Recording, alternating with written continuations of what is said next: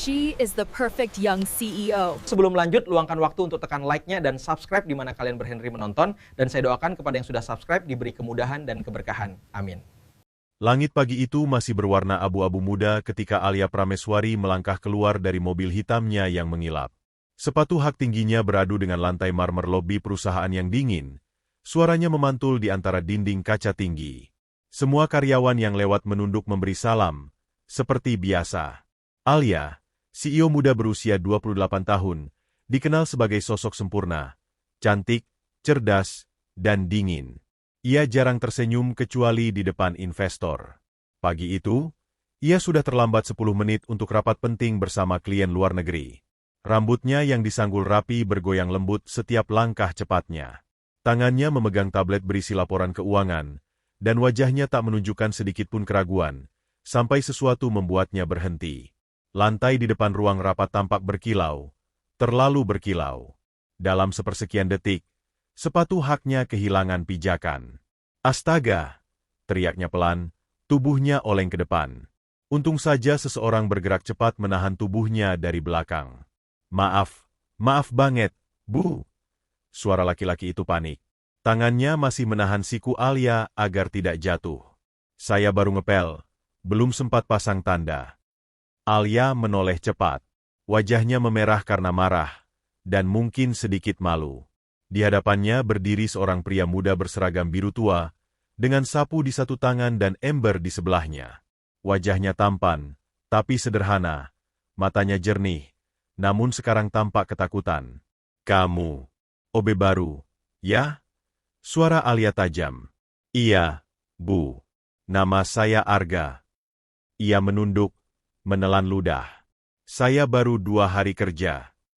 2 hari kerja, dan kamu hampir membuat CEO MU jatuh di depan klien. Alia menatap tajam. Lain kali, pasang tanda. Atau saya pastikan kamu nggak akan kerja di sini lebih dari 2 hari. Arga hanya diam, wajahnya menegang, tapi matanya tidak menantang. Baik, Bu. Maaf, saya akan lebih hati-hati. Tanpa berkata lagi, Alia melangkah pergi, meninggalkan aroma parfum mawar yang samar di udara. Arga menatap punggungnya sejenak, lalu menghela napas panjang. Ya ampun, baru juga mulai kerja, gumamnya pelan. Rapat pagi itu berjalan lancar, tapi pikiran Alia masih terganggu. Entah kenapa, setiap kali mengingat wajah pria itu, ada rasa kesal yang tak bisa dijelaskan. Bukan hanya karena lantai basahnya, tapi karena tatapan matanya, tenang, tidak panik, seolah ia tidak takut sama sekali pada Alia. Itu membuatnya merasa aneh. Di sisi lain, Arga mencoba menenangkan diri di ruang kebersihan. Ia duduk di kursi plastik kecil sambil menatap tangan yang tadi sempat memegang lengan Alia. Tangan lembut banget, tapi tajam kayak es. Katanya setengah bercanda pada dirinya sendiri. Ia tahu wanita itu adalah bos besar di lantai atas, Alia Prameswari, lulusan luar negeri yang katanya belum pernah salah ambil keputusan. Dan sekarang, ia sudah bikin kesalahan fatal di hadapannya. Siang harinya, Alia berjalan di koridor menuju pantry. Biasanya ia tidak pernah ke sana. Tapi hari itu ia butuh kopi karena stres akibat rapat lanjutan. Begitu pintu pantry terbuka, ia terkejut. Arga ada di sana, sedang membersihkan mesin kopi. Oh, kamu lagi? Katanya datar. Arga berdiri cepat. Iya, Bu. Saya cuma bersihin mesin, biar nggak mampet. Pastikan kopi saya nggak berubah rasa gara-gara kamu utak-atik mesin itu, balas Alia tajam. Arga tersenyum kecil, berusaha santai. Tenang aja, Bu. Saya juga suka kopi. Saya tahu caranya. Alia mengangkat alis, tapi tak menjawab. Ia memutar badan hendak pergi, tapi aroma kopi yang baru diseduh membuat langkahnya berhenti. Kamu yang buat itu? Iya, Bu. Mau saya buatin juga? Gratis, spesial karena hampir jatuh pagi tadi, ujarnya dengan nada bercanda. Alia menatapnya lama. Arga buru-buru menunduk. Sadar ucapannya bisa dianggap kurang sopan. Tapi anehnya, alih-alih marah, Alia justru menghela napas. Kamu ini benar-benar nggak tahu tempat, ya. Maaf, Bu. Tapi, ya sudah. Buatkan satu. Arga tersenyum samar. Baik, Bu CEO. Beberapa menit kemudian, Alia menyesap kopi buatannya. Rasanya pas, tidak terlalu pahit, tidak terlalu manis. Ia menatap cangkir itu lama, lalu menatap punggung Arga yang kembali sibuk mengepel. Namanya Arga, kan? Bisiknya dalam hati. Tapi tetap saja, ceroboh. Sementara itu, Arga mencuri pandang ke arah Alia yang berdiri di depan jendela. Di balik tatapan dingin dan baju kerja mahal itu, ia melihat sesuatu, sebuah kesepian yang tak bisa disembunyikan. Ia tidak tahu kenapa, tapi untuk pertama kalinya sejak bekerja di sana, ia merasa ingin mengenal seseorang, meski orang itu baru saja memarahinya pagi tadi. Dan mungkin, tanpa mereka sadari, pagi yang buruk itu menjadi awal dari sesuatu yang tak mereka rencanakan, kisah antara dua dunia yang seharusnya tidak pernah bertemu. Matahari siang menembus kaca tinggi gedung Prameswari Tech, memantulkan cahaya ke meja-meja kerja yang tertata rapi. Di lantai atas, suasana penuh tekanan. Alia duduk di balik meja besar berwarna hitam pekat, menatap deretan angka di layar laptopnya. Ia baru saja menolak proposal dari salah satu investor karena tidak sesuai visi perusahaan. Bagi sebagian orang, keputusan itu gila. Tapi bagi Alia, kesempurnaan bukan pilihan, melainkan kewajiban. Bu Alia, panggil sekretarisnya, Citra, sambil membawa map tebal. Ini laporan maintenance gedung bulan ini, termasuk bagian kebersihan. Alia mengangguk tanpa menoleh. Letakkan saja di meja. Nanti saya cek. Saat Citra keluar, matanya sempat menatap Alia dengan kagum. Di seluruh kantor, nama Alia identik dengan ketegasan. Tidak ada yang berani membantahnya. Namun di balik itu, tak banyak yang tahu bahwa hidup Alia sepi. Setelah kedua orang tuanya meninggal, ia hanya punya pekerjaan sebagai pelarian. Tak ada teman dekat, tak ada waktu untuk sekadar menikmati makan siang tanpa rapat. Di sisi lain, di lantai bawah gedung, dunia yang sama sekali berbeda berputar. Arga duduk di ruang istirahat kecil bersama beberapa petugas kebersihan lain.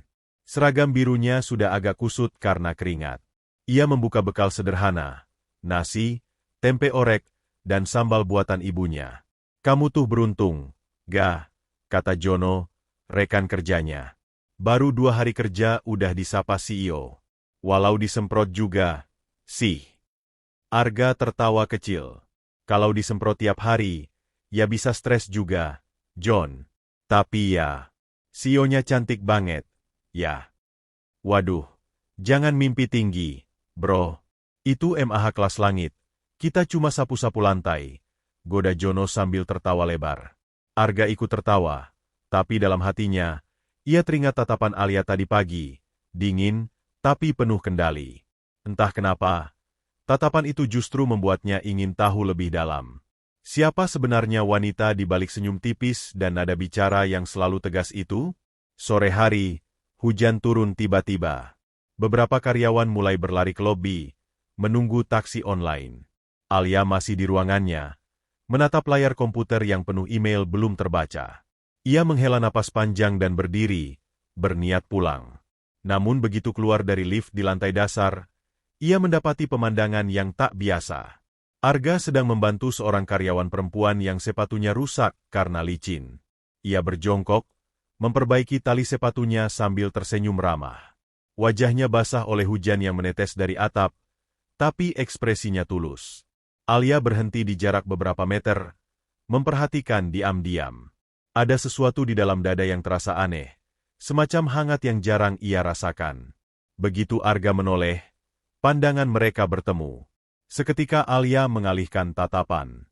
Ia berjalan cepat ke arah pintu keluar, tapi langkahnya terhenti lagi saat Arga berlari ke arahnya dengan payung di tangan. Bu Alia, tunggu, katanya setengah berteriak. Hujan deras, payung saya bisa dipakai bareng. Alia menatapnya, ragu. Tidak perlu. Saya bisa tunggu mobil saya datang. Tapi udah lumayan lama, Bu. Nanti basah. Ujarnya tulus. Ia membuka payung lebar-lebar, menutupi mereka berdua tanpa memaksa. Alia terdiam. Ini pertama kalinya seseorang berani menawarkan sesuatu padanya tanpa rasa takut, bukan karena jabatan, tapi karena kepedulian. Akhirnya ia mengangguk kecil. Baiklah, tapi jangan terlalu dekat. Arga hanya tersenyum. Siap, Bu. Mereka berjalan beriringan di bawah payung yang sama. Hujan menetes di sekitar mereka, menimbulkan aroma tanah yang lembut. Suasana itu hening, tapi tidak canggung. Alia sesekali mencuri pandang ke arah Arga. Pria itu tidak banyak bicara, tapi ada sesuatu dalam caranya menunduk, dalam gerak tangannya yang hati-hati, membuatnya terlihat berbeda dari pria yang pernah Alia temui. Begitu sampai di depan mobil, Alia menatapnya sebentar. Terima kasih. Arga, ya. Arga tersenyum. Iya, Bu. Hati-hati di jalan. Alia masuk ke mobil dan menutup pintu. Namun sepanjang perjalanan pulang, pikirannya tak berhenti memutar ulang percakapan singkat itu. Ada sesuatu tentang pria itu yang membuatnya tak tenang. Sederhana, tapi hangat. Berbeda dari dunia dingin yang selama ini ia kenal. Di sisi lain, Arga menatap mobil Alia yang perlahan menjauh. Hujan masih turun deras, tapi ia tetap berdiri di tempat, memandangi jejak ban mobil yang perlahan menghilang di balik kabut. Dia beneran bilang terima kasih. Gumamnya pelan, tersenyum kecil. Dua dunia yang bertolak belakang baru saja bersinggungan untuk kedua kalinya. Dan kali ini, keduanya sama-sama meninggalkan kesan yang lebih dalam dari sekadar permintaan maaf atau rasa marah. Awal dari rasa ingin tahu yang perlahan berubah menjadi sesuatu yang lebih hangat. Hari itu, kantor terasa lebih ramai dari biasanya. Alia baru saja menandatangani kerjasama besar, dan semua tim sibuk menyiapkan acara kecil untuk merayakannya. Tapi di tengah suasana bahagia itu, Arga justru tampak gelisah. Sejak pagi, ponselnya bergetar berkali-kali. Wajahnya pucat, keringatnya dingin. Sekitar jam makan siang, ia menerima panggilan dari rumah sakit. Suara perawat di seberang terdengar tergesa. Pak Arga, ibu Anda butuh transfusi tambahan hari ini. Kalau tidak segera, kondisinya bisa menurun. Arga tercekat. Ia menatap ponsel dengan tangan gemetar. Tapi saya belum punya uang untuk tebus obat, Bu. Bisa tunggu sampai besok. Maaf, Pak, kami nggak bisa menunda. Jawab perawat itu sebelum sambungan terputus. Arga menunduk, menatap lantai. Gajinya baru akan cair minggu depan, sementara biaya rumah sakit tidak kecil.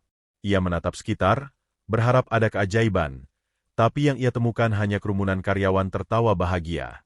Tanpa sadar, Alia lewat di belakangnya. Ia berhenti ketika mendengar Arga bergumam pelan. Tolonglah, jangan hari ini, bukan sekarang. Alia menatapnya beberapa detik. Biasanya ia tidak ikut campur urusan pribadi karyawan, tapi kali ini langkahnya terasa berat untuk pergi. Ada apa, Arga? Tanyanya akhirnya. Arga terlonjak kaget. Bu Alia? Enggak apa-apa, Bu. Wajah kamu pucat. Ada masalah. Arga terdiam, mencoba menahan suaranya agar tetap tenang. Ibu saya lagi di rumah sakit, Bu. Butuh obat segera. Tapi saya belum bisa bayar. Alia mengamati ekspresinya. Tidak ada drama di wajah itu, hanya ketulusan dan keputusasaan yang jujur. Ia membuka dompet tanpa banyak bicara dan menyerahkan beberapa lembar uang. Ambil ini. Segera ke rumah sakit. Arga menggeleng keras. Tidak, Bu. Saya nggak bisa terima. Ini terlalu banyak. Anggap saja pinjaman, jawab Alia cepat. Jangan buang waktu. Kalau kamu masih di sini 5 menit lagi, saya anggap kamu tidak peduli pada ibumu. Tatapan tegas Alia membuat Arga terdiam. Akhirnya, ia menerima uang itu dengan tangan bergetar. Terima kasih, Bu. Saya nggak akan lupa. Pergi sekarang, kata Alia lembut. Arga berlari keluar kantor tanpa menoleh. Sementara Alia berdiri di tempat, menatap ke arah pintu yang baru saja tertutup. Ada perasaan aneh di dadanya, campuran hangat dan khawatir. Ia jarang menolong orang tanpa berpikir panjang, tapi kali ini, hatinya bergerak lebih cepat dari logikanya. Malamnya, setelah acara kantor selesai, Alia masih terjaga di apartemennya. Ia memandangi layar ponsel, mempertimbangkan apakah wajar menanyakan kabar karyawan sekelas Arga. Tapi sebelum ia mengetik pesan, sebuah notifikasi masuk. Pesan dari Arga. Bu, terima kasih. Ibu saya sudah stabil. Kalau bukan karena ibu, saya nggak tahu harus gimana. Alia menatap layar cukup lama sebelum membalas. Syukurlah. Jangan pikirkan uang itu dulu. Beberapa menit kemudian, balasan datang. Saya janji akan ganti. Tapi kalau boleh, saya mau traktir ibu kopi. Biar bisa terima kasih langsung. Alia tersenyum kecil. Ia tidak tahu kenapa hatinya berdebar membaca kalimat itu. Mungkin karena terasa jujur. Ia mengetik singkat. Kita lihat nanti, Arga. Di sudut kota yang berbeda, Arga menatap layar ponselnya dengan senyum lelah tapi bahagia. Di tengah hari yang berat, seseorang yang dulu hanya menegurnya dengan dingin kini menjadi penyelamat. Dan di apartemennya, Alia menatap langit malam yang tenang. Untuk pertama kalinya sejak lama, ia merasa berbuat sesuatu bukan karena tanggung jawab, melainkan karena peduli. Sebuah perasaan baru yang pelan-pelan tumbuh di antara mereka, seperti benih kecil yang mulai mencari cahaya. Waktu berjalan cepat. Hubungan Alia dan Arga kini jauh berbeda dari awal mereka bertemu. Mereka tak lagi sekadar atasan dan bawahan, ada kedekatan yang sulit dijelaskan, meski keduanya masih berusaha menjaga jarak. Alia sering meminta Arga membawakan kopi ke ruangannya, kadang bukan karena butuh, tapi karena ingin melihat wajahnya. Arga pun mulai terbiasa dengan senyum lembut yang dulu jarang muncul di wajah sang CEO. Namun, seperti langit cerah yang tiba-tiba disapu badai, kedamaian itu tak bertahan lama. Suatu pagi, kantor heboh oleh gosip baru. Katanya Bu Alia dekat sama OBE. Bisik seorang staf perempuan sambil menatap layar ponselnya yang menampilkan foto buram Alia dan Arga di lobi, berjalan di bawah satu payung. Lihat deh, ini kemarin sore. Romantis banget. Serius? Waduh, kalau direksi tahu, bisa runyam tuh, sahut yang lain. Masa CEO sama OB? Berita itu menyebar seperti api. Dalam hitungan jam, hampir semua lantai membicarakannya.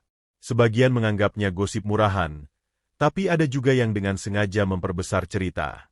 Di antara mereka ada seseorang yang memang tidak suka melihat Alia, Direktur Operasional, Pak Dimas, pria yang diam-diam iri pada posisi Alia dan merasa pantas menggantikannya. Siang itu, Alia baru selesai rapat ketika Citra masuk dengan wajah cemas. Bu, ini ada masalah. Foto ibu sama Arga beredar di grup internal. Dewan direksi sudah tahu. Alia menegakkan badan. Apa? Suaranya dingin. Dan Pak Dimas minta rapat darurat sore ini. Beberapa jam kemudian, ruang rapat di lantai tertinggi terasa menyesakan. Semua anggota dewan duduk dengan ekspresi serius. Di layar besar, terpampang foto Alia dan Arga. Hujan di foto itu memang membuat suasana terlihat intim, seolah dua orang sedang berbagi rahasia. Pak Dimas membuka rapat dengan nada licik. Kita semua menghormati prestasi Ibu Alia. Tapi hubungan pribadi seperti ini bisa merusak citra perusahaan. Publik bisa salah paham. Alia menatapnya tanpa gentar. Itu hanya kebetulan. Dia menawari payung karena hujan. Tidak lebih. Begitu. Dimas tersenyum tipis. Sayangnya, publik tidak peduli pada alasan. Mereka hanya melihat gambar. Ruangan hening. Alia berusaha menjaga wibawa, tapi hatinya berdebar keras. Ia tahu gosip seperti ini berbahaya. Seorang CEO perempuan akan dihakimi 2 kali lebih berat dari laki-laki. Sementara itu, Arga mendengar kabar itu dari rekan-rekan kebersihan. Gah, katanya kamu difoto bareng Bu Alia. Bener, nih? Tanya Jono penasaran. Arga hanya menghela napas. Nggak seperti yang mereka pikir. Kami cuma kebetulan pulang bareng waktu hujan. Tapi bro, hati-hati. Orang bisa salah sangka. Dan benar saja, sore itu Arga dipanggil HR. Arga, untuk sementara kami nonaktifkan dulu sampai isu ini selesai, kata kepala HR dengan nada menyesal. Ini bukan hukuman, tapi untuk meredam gosip. Arga menatap lantai. Baik, Pak. Malamnya, Alia duduk di ruang kerjanya seorang diri. Kantor sudah sepi. Lampu kota berkilau di luar jendela. Tapi pikirannya kacau. Ia menatap ponselnya. Pesan terakhir dari Arga masih belum dibalas. Bu, saya minta maaf kalau gara-gara saya ibu jadi repot. Alia mengetik balasan tapi menghapusnya lagi. Ia menatap pantulan wajahnya di kaca. Untuk pertama kalinya, ia merasa tak berdaya. Di matanya, perusahaan yang ia bangun dengan kerja keras kini berubah menjadi tembok yang mengurungnya dari perasaan sendiri. Pintu diketuk pelan. Citra masuk, membawa secangkir teh. Bu, semua orang tahu kebenarannya bakal muncul juga. Tapi kadang, orang terlalu cepat menghakimi. Alia menatap bawahannya itu. Kamu pikir aku salah? Citra tersenyum lembut. Tidak, Bu. Tapi kadang hati tidak peduli pada posisi. Dan dunia tidak selalu adil untuk perempuan yang berani merasa. Kata-kata itu membuat Alia terdiam lama. Setelah Citra pergi, ia berdiri di depan jendela, menatap langit malam yang gelap. Dalam hati, ia tahu hanya ada dua pilihan, bertahan demi reputasi, atau jujur pada perasaan yang mulai tumbuh. Tapi entah kenapa, malam itu keduanya terasa sama-sama menyakitkan. Dan di suatu tempat di kota yang sama, Arga duduk di halte bus yang sepi, memandangi hujan yang kembali turun. Ia tersenyum getir. Kayaknya aku cuma angin lewat di hidupnya, gumamnya. Hujan jatuh deras, seolah ikut menangis bersama dua hati yang kini kembali terpisah oleh jarak dan dunia yang berbeda. Hari-hari setelah rapat direksi berjalan seperti kabut tebal yang menutupi seluruh kantor. Tatapan aneh, bisik-bisik di lorong, dan gosip yang tak kunjung reda membuat suasana menjadi dingin. Alia tetap berjalan dengan kepala tegak, tapi setiap langkahnya terasa berat. Ia tahu, di balik senyum palsu para kolega, banyak yang menunggu kejatuhannya. Arga tidak terlihat di kantor sejak pengumuman penonaktifan sementara. Meja kerjanya kosong. Sapu dan ember yang biasa berdiri di pojok ruangan kini hanya menyisakan bekas lingkaran air di lantai. Bagi sebagian orang, kepergiannya tidak berarti apa-apa. Tapi bagi Alia, itu seperti kehilangan bagian dari dirinya sendiri. Siang itu, Alia menatap layar komputer, tapi pikirannya kosong. Di kotak masuk emailnya, ada satu pesan baru dengan subjek sederhana, "Terima kasih untuk segalanya." Dari Arga. Tangan Alia gemetar saat membuka email itu. Bu Alia, saya tahu keadaan sekarang tidak mudah untuk ibu. Gosip di kantor sudah terlalu jauh, dan saya tidak mau ibu kehilangan kepercayaan orang hanya karena saya. Jadi saya memutuskan untuk mundur dari pekerjaan ini. Bukan karena saya menyerah, tapi karena saya nggak mau jadi beban. Saya berutang banyak sama ibu, bukan cuma soal uang, tapi juga kepercayaan. Saya janji akan bayar semuanya begitu bisa. Jaga diri, Bu. Saya doakan semoga ibu tetap kuat, seperti biasanya. Arga. Alia menatap layar lama sekali, mencoba menahan air mata yang mulai menggenang. Kata-kata itu sederhana, tapi terasa begitu dalam. Ia menekan tombol balas, namun jarinya berhenti di atas keyboard. Apa yang harus ia tulis? Jangan pergi. Aku butuh kamu. Tidak, kata-kata itu tidak pantas keluar dari seorang CEO. Ia menghapus draftnya dan memejamkan mata. Untuk pertama kalinya, jabatan terasa seperti kutukan. Keesokan harinya, HR mengonfirmasi bahwa Arga telah resmi mengundurkan diri. Ia bahkan menolak pesangon. Hanya meninggalkan surat pendek di ruang kebersihan. Tulisan tangannya rapi namun kaku. Terima kasih sudah memberi saya kesempatan. Alia membaca surat itu diam-diam, lalu melipatnya dan menyimpannya di laci pribadinya. Tak ada yang tahu, tapi malam itu ia menangis sendirian di ruang kerjanya. Hujan turun deras di luar jendela, dan setiap tetesnya seperti menggema di dada. Dalam kesunyian itu, Citra masuk tanpa mengetuk. Ia terkejut melihat mata Alia merah. Bu, apa yang sebenarnya ibu rasakan? Tanyanya pelan. Alia tersenyum tipis. Rasanya seperti kehilangan sesuatu yang tidak seharusnya aku punya. Citra menatapnya dengan iba. Kalau memang berarti, kenapa ibu biarkan dia pergi? Alia memalingkan wajah ke jendela. Karena aku CEO, Citra. Dan CEO tidak boleh jatuh cinta pada OBE. Kalimat itu menggantung di udara. Citra tak berkata apa-apa lagi. Ia hanya menatap bosnya itu, sadar bahwa di balik ketegasan Alia, ada hati yang hancur perlahan. Sementara itu, Arga berjalan menyusuri jalanan Jakarta malam hari dengan tas ransel di punggung. Ia menatap gedung Prameswari Tech yang menjulang di kejauhan, tempat yang sempat memberinya harapan, sekaligus luka. Ia tersenyum kecil, getir tapi ikhlas. "Terima kasih, Bu Alia, untuk semuanya," gumamnya. Ia kembali ke rumah sakit tempat ibunya dirawat. Saat melihat ibunya sudah tertidur dengan wajah tenang, hatinya sedikit lega. Tapi ada ruang kosong yang tak bisa ia isi. Setiap kali menutup mata, ia masih bisa mengingat suara Alia, dingin tapi lembut, marah tapi peduli. Seminggu berlalu. Di kantor, rumor mulai reda, tapi suasana di ruang kerja Alia justru makin sunyi. Ia bekerja seperti biasa, tapi semua terasa hambar. Setiap kali melihat kopi di meja, ia teringat aroma buatan Arga yang khas. Setiap kali lewat koridor, ia berharap mendengar sapu bergesek di lantai, namun yang ada hanya keheningan. Suatu sore, saat pulang, ia tanpa sadar berhenti di depan halte tempat dulu Arga sering menunggu bus. Kursi logam di sana kosong, tapi masih ada noda bekas hujan. Alia duduk sebentar, menatap jalan yang ramai. "Kamu kemana sekarang, Arga?" bisiknya pelan. Hujan mulai turun lagi. Ia menatap langit dan tersenyum getir. Dunia mungkin memisahkan mereka, tapi hati manusia tak pernah tahu cara berhenti merasa. Dan di bawah rintik hujan yang sama, di tempat berbeda, Arga juga menatap langit yang kelabu, memikirkan sosok perempuan yang pernah menegurnya dengan dingin, namun meninggalkan kehangatan yang tak pernah hilang. Sudah hampir 2 minggu sejak Arga pergi, dan kantor Prameswari Tech berjalan seperti biasa, setidaknya di mata orang lain.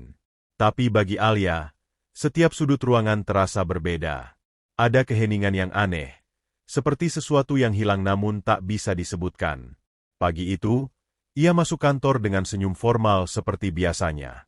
Semua karyawan menyapa sopan, tapi tak satu pun berani menatap terlalu lama. Mereka tahu badai gosip sudah berlalu, tapi bekasnya masih terasa. Alia kini tampak lebih tenang, tapi dingin, seolah dinding di sekelilingnya makin tinggi. Saat rapat berlangsung, pikirannya melayang. Di sela-sela suara presentasi, ia teringat suara Arga. "Bu, jangan lupa sarapan. Kopi kalau diminum sebelum makan bisa bikin perut sakit," katanya suatu pagi dulu. Alia tersenyum kecil tanpa sadar. "Bu, ibu kenapa?" tanya salah satu manajer. Ia segera tersadar. "Ah, tidak apa-apa. Lanjutkan." Namun, setelah rapat usai, hatinya terasa kosong lagi. Di ruangannya, Alia membuka laci dan mengeluarkan secari kertas, surat pengunduran diri Arga. Kertas itu sudah mulai kusut karena sering ia genggam. Ia menatap tulisan tangan itu lama sekali. "Kau benar-benar pergi, ya?" bisiknya. Sore hari, Citra masuk dengan beberapa dokumen. "Bu, semua laporan sudah ditandatangani. Tapi, sepertinya ibu kurang istirahat." Alia menatapnya sekilas. "Aku baik-baik saja." Citra ragu, lalu memberanikan diri. "Bu, saya tahu ini bukan urusan saya, tapi kalau ibu masih mikirin Arga, kenapa nggak cari dia?" Alia tertawa kecil, getir. "Dan aku harus bilang apa? Aku CEO yang jatuh cinta pada OB yang sudah kau pecat dunia." Dunia tidak sesederhana itu, Citra. Tapi kadang hati lebih tahu dari logika, Bu. Kata-kata itu membuat Alia terdiam. Citra keluar, meninggalkannya sendirian di ruangan yang mulai gelap. Di luar, langit Jakarta mulai mendung lagi, seolah mengulang malam-malam yang lalu. Alia berdiri di depan jendela, memandangi lampu-lampu kota yang berpendar. "Kau di mana sekarang, Arga?" gumamnya pelan. Di tempat lain, Arga sedang bekerja serabutan di bengkel kecil milik temannya. Tangannya kotor oleh oli, tapi senyumnya tulus. "Lumayanlah, yang penting bisa bayar obat ibu," katanya ringan. Tapi dalam hati, setiap kali malam tiba, ia tak bisa mengusir bayangan wajah Alia dari pikirannya. Suatu malam, ia melihat berita di TV bengkel, tentang CEO muda Prameswari Tech yang memenangkan penghargaan nasional. Di layar, Alia berdiri anggun, mengenakan gaun hitam elegan, wajahnya tenang dan profesional seperti biasa. Tapi Arga bisa melihatnya. Tatapan mata itu kosong, seperti menyembunyikan luka. Hebat. Ya. Bos lo dulu sukses banget, kata temannya. Arga tersenyum samar. Iya, dia memang hebat. Setelah acara itu berakhir, Arga keluar dari bengkel, menatap langit malam. Selamat, Bu Alia, bisiknya lirih. Semoga ibu bahagia, meski tanpa saya.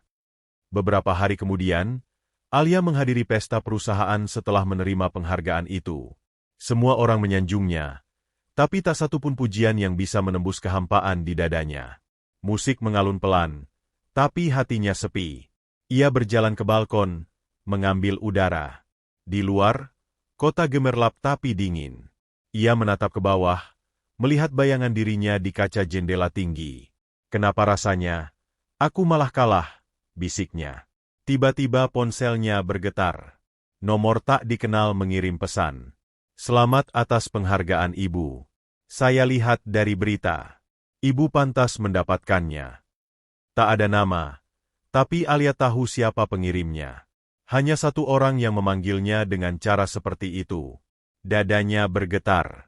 Ia mengetik balasan dengan cepat. Arga, di mana kamu sekarang? Namun, balasan tak kunjung datang. Hanya centang satu di layar. Alia menatapnya lama, lalu menyandarkan kepala di dinding. Matanya memanas, tapi ia menahan tangis. Beberapa hari berikutnya, Alia memutuskan sesuatu yang tak pernah terpikirkan. Ia meminta alamat terakhir Arga pada HR, dengan alasan administrasi.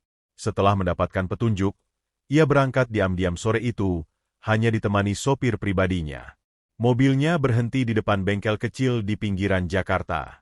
Ia turun perlahan, mengenakan mantel dan kacamata hitam. Dari kejauhan, ia melihat sosok Arga sedang membersihkan motor. Wajahnya basah oleh keringat namun senyumnya tenang. Hatinya bergetar hebat. Untuk sesaat, ia ingin memanggil namanya. Tapi langkahnya terhenti. Ia hanya berdiri diam, menatap dari jauh. Mungkin inilah kebahagiaan Arga yang sesungguhnya. Hidup sederhana tanpa tekanan, tanpa sorotan, tanpa dirinya. Alia berbalik perlahan, menahan air mata yang jatuh. Kau terlihat bahagia, Arga, bisiknya pelan. Semoga begitu selamanya. Ia kembali ke mobil, menatap bengkel itu sekali lagi sebelum pergi. Tapi saat mobil melaju, Arga menoleh ke arah jalan, seolah merasakan sesuatu. Sekilas, ia melihat mobil hitam yang melintas, dan bayangan seseorang di dalamnya. Hatinya berdegup. Bu Alia, gumamnya. Tapi mobil itu sudah jauh. Dan malam itu, dua hati yang sama-sama rindu kembali melewati satu sama lain, hanya dipisahkan oleh waktu dan keberanian yang belum cukup kuat untuk berkata jujur. Hari itu, Jakarta dilanda hujan deras sejak pagi. Jalanan macet, udara dingin, dan langit kelabu seperti cermin suasana hati Alia. Ia duduk di dalam mobil dinasnya, memandangi jendela yang dipenuhi butir air. Ia baru saja menghadiri rapat penting di gedung kementerian, tapi pikirannya tidak ada di sana. Setiap kali hujan turun, kenangan tentang Arga selalu datang, bersama rasa yang belum sempat ia ungkapkan. Bu, kita lewat jalur alternatif aja ya, macet banget di depan, kata sopirnya. Alia hanya mengangguk. Mobil berbelok ke arah jalan kecil di pinggiran kota, jalan yang jarang ia lewati. Tiba-tiba mobil berhenti mendadak. Ada apa? Tanya Alia. Sepertinya ada kecelakaan kecil, Bu. Tapi, ada orang yang bantuin korban tuh. Jawab sopir sambil mencondongkan tubuh ke depan. Alia melirik keluar jendela, dan jantungnya seolah berhenti berdetak. Di tengah hujan deras itu, berdiri sosok yang tak asing baginya. Jaket lusuh, rambut basah, tapi gerak tubuhnya, tegas dan penuh ketulusan, tak salah lagi. Arga. Ia sedang membantu seorang pengendara motor yang terjatuh di tengah jalan. Dengan cekatan, ia menuntun motor ke pinggir dan memayungi si pengendara dengan jas hujan yang ia kenakan sendiri. Alia terpaku. Rasanya dunia berhenti berputar. Setelah berbulan-bulan, Kini ia melihatnya lagi, bukan di mimpi, tapi nyata di depan mata. Tanpa berpikir panjang, Alia membuka pintu mobil dan turun, meski sopirnya sempat panik. Bu! Hujan, nanti basah. Tapi ia tidak peduli. Hujan menyambutnya dengan dingin yang anehnya terasa hangat. Arga baru menyadari keberadaannya ketika mendengar suara langkah tergesa di belakang. Saat menoleh, matanya membesar. Bu! Alia! Hanya 2 kata, tapi cukup untuk membuat udara di antara mereka menggetar. Alia berdiri di depannya, basah kuyup tapi tetap anggun. Kau! Suaranya tercekat. Masih suka menolong orang, ya? Arga menunduk, gugup. Refleks aja, Bu. Nggak bisa diam kalau lihat orang kesusahan. Hujan makin deras. Di sekeliling mereka, orang-orang berlalu, tapi bagi keduanya, dunia seperti menghilang. Hanya ada suara hujan dan detak jantung yang sama-sama kacau. Alia menatapnya lama, lalu berkata pelan, "Aku mencarimu." Arga menegakkan tubuh, terkejut. "Mencari saya? Untuk apa?" "Untuk meminta maaf," jawab Alia. Suaranya gemetar, tapi tegas. "Untuk semua hal yang membuatmu harus pergi. Untuk membiarkan orang lain menentukan bagaimana aku harus merasa." Arga terdiam. Hujan membasahi wajahnya, tapi ada kilatan emosi di matanya. "Ibu nggak perlu minta maaf. Saya yang seharusnya minta maaf. Karena saya nggak tahu tempat saya di dunia ibu." Alia melangkah lebih dekat. Jarak mereka kini hanya sejengkal. "Kau selalu punya tempat, Arga. Di kantor, di hidupku." Ia berhenti sejenak, menatap matanya dalam. "Dan di hatiku." Arga terpaku. Kata-kata itu seperti halilintar di tengah hujan. "Bu, jangan bicara begitu. Orang bisa salah paham lagi." Alia tersenyum samar. "Biar saja. Aku sudah cukup lama hidup demi pandangan orang lain." Untuk pertama kalinya, Arga melihat sosok Alia yang berbeda. Bukan CEO dingin yang ia kenal dulu, tapi seorang perempuan yang lelah menahan perasaan. Ia ingin mengatakan sesuatu, tapi tenggorokannya terasa kering. Akhirnya ia hanya berkata pelan, "Saya nggak tahu harus bilang apa." "Bilang kalau kau belum pergi terlalu jauh," jawab Alia lembut. Mereka saling menatap lama. Di antara hujan dan hiruk-pikuk jalanan, keheningan itu terasa begitu indah. Seperti 2 hati yang akhirnya menemukan jalan pulang setelah tersesat terlalu lama. Beberapa menit kemudian, Alia menawarkan tumpangan. "Ayo ikut. Kau bisa kedinginan di sini." Arga sempat menolak, tapi Alia menatapnya dengan tatapan yang tak bisa dibantah. "Baik, Bu," katanya akhirnya, pelan. Di dalam mobil, suasana canggung tapi hangat. Hujan terus turun, membingkai keheningan mereka dengan suara lembut. Alia memperhatikan Arga dari sisi matanya. Masih sederhana, masih rendah hati, tapi kini ada ketenangan yang berbeda di wajahnya. "Bagaimana ibumu?" tanya Alia akhirnya. "Sudah agak membaik. Saya kerja di bengkel sekarang," jawabnya singkat. Alia tersenyum lembut. "Kau selalu berusaha keras." Arga menatap keluar jendela, lalu berbisik nyaris tak terdengar. "Saya cuma berusaha jadi seseorang yang gak bikin ibu malu." Alia menunduk, menahan air mata. "Kau tidak pernah membuatku malu, Arga. Justru, kau membuatku ingat bagaimana rasanya jadi manusia." Mobil berhenti di depan kafe kecil. Alia menatapnya dengan tatapan yang mengandung makna. "Mau bicara sebentar?" tanyanya. Arga mengangguk. Malam itu, di tengah aroma kopi dan suara hujan yang belum berhenti, 2 hati yang dulu terpisah oleh dunia yang berbeda akhirnya duduk berhadapan lagi, bukan sebagai CEO dan OBE, tapi sebagai 2 manusia yang sama-sama belajar arti cinta yang sesungguhnya. Malam itu di kafe kecil menjadi awal dari sesuatu yang baru bagi Alia dan Arga. Setelah sekian lama bersembunyi di balik dinding jabatan dan perbedaan status, kini mereka berbicara tanpa topeng. Tak ada Ibu Alia atau OB Arga. Hanya 2 orang yang saling rindu. "Aku sempat datang ke bengkelmu waktu itu," kata Alia pelan sambil menatap cangkir kopinya yang sudah dingin. Arga terkejut. "Serius? Kapan?" Beberapa minggu lalu, aku cuma berdiri di depan, melihatmu dari jauh. Kau terlihat bahagia. Arga menatapnya lama, lalu tertawa lirih. Bahagia? Aku cuma pura-pura tenang. Padahal waktu itu, setiap hari rasanya kayak ada yang hilang. Kata-kata itu membuat dada Alia sesak. Ia menatap Arga, melihat ketulusan yang sama seperti dulu, tulus tanpa pamrih, tanpa permainan. Aku juga kehilanganmu, Arga, katanya akhirnya. Lebih dari yang seharusnya. Keheningan melingkupi mereka. Hanya suara hujan di luar jendela yang menjadi saksi. Setelah lama diam, Arga berkata pelan, "Tapi kita masih di dunia yang berbeda, Bu. Dunia ibu penuh orang penting, investor, media.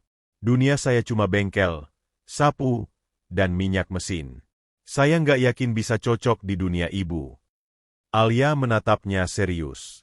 Arga, aku sudah terlalu lama hidup di dunia yang tidak pernah kubuat sendiri. Dunia yang menilaimu dari jabatan, bukan dari hati. Tapi apa gunanya semua itu kalau akhirnya aku sendirian di puncak? Arga menggenggam cangkirnya, berusaha menahan emosi. Saya takut, Bu. Takut kalau nanti orang-orang menghina ibu karena saya. Alia menggeleng. Biarkan mereka bicara. Aku lelah hidup untuk memuaskan semua orang. Malam itu berakhir dengan janji yang belum diucapkan, tapi sudah tertulis di hati keduanya, bahwa mereka akan mencoba lagi, meski dunia mungkin menertawakan. Beberapa minggu berikutnya, Arga mulai sering berkomunikasi dengan Alia. Kadang hanya pesan singkat, "Sudah makan?" atau "Hujan, jangan lupa payung." Tapi bagi Alia, pesan-pesan sederhana itu lebih berarti dari ratusan email bisnis yang ia terima setiap hari. Namun kebahagiaan mereka tak berlangsung lama. Dunia korporat, seperti biasa, tak menyukai hal yang tidak bisa dikendalikan. Suatu pagi, Alia dipanggil oleh Dewan Direksi. Ruang rapat itu terasa dingin, seperti ruang pengadilan. Pak Dimas kembali berbicara, kali ini dengan nada lebih tajam. "Bu Alia, kami menghormati kerja keras Anda. Tapi rumor mengenai hubungan pribadi dengan mantan karyawan kembali mencuat. Media mulai mencium kabar itu." Alia menatap mereka tanpa gentar. "Saya tidak melakukan kesalahan apapun. Kehidupan pribadi saya tidak ada hubungannya dengan kinerja perusahaan." Dimas mencondongkan tubuhnya. Mungkin benar. Tapi investor tidak berpikir begitu. Mereka mempertaruhkan uang mereka pada citra, bukan hanya hasil. Hening. Setiap kata terasa seperti pisau. Alia tahu, jika ia melawan, risikonya besar, bukan hanya karir, tapi seluruh reputasinya. Namun untuk pertama kalinya, ia tidak merasa takut. Ia berdiri perlahan, menatap seluruh dewan.